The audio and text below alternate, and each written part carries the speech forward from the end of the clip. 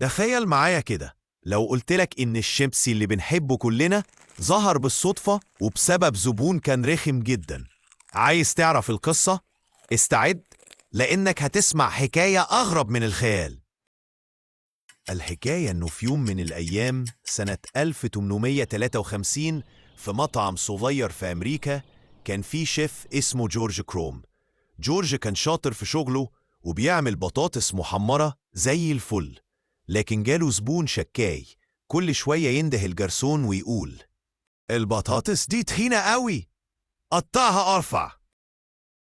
جورج قال ماشي، وقطع البطاطس أرفع، بس الزبون لسه مش عاجبه، فبدأ يتعصب وقال في نفسه: هوريك أنا هعمل إيه دلوقتي. جاب بطاطساية وقطعها أرفع حاجة ممكنة، يعني شفافة تقريبا، ورماها في الزيت لحد ما بقت مقرمشة زي الحجر، وقدمها للزبون وهو بيضحك في سره. المفاجأة، الزبون دقها وقال: واو، دي أحلى بطاطس كلتها في حياتي. ومن هنا اتولدت الشيبسي، أو زي ما كانوا بيسموها وقتها رقائق ساراتوجا. المطعم كله بدأ يطلب الشيبسي وبقت موضة في نيويورك، وبعدها انتشرت في أمريكا والعالم كله.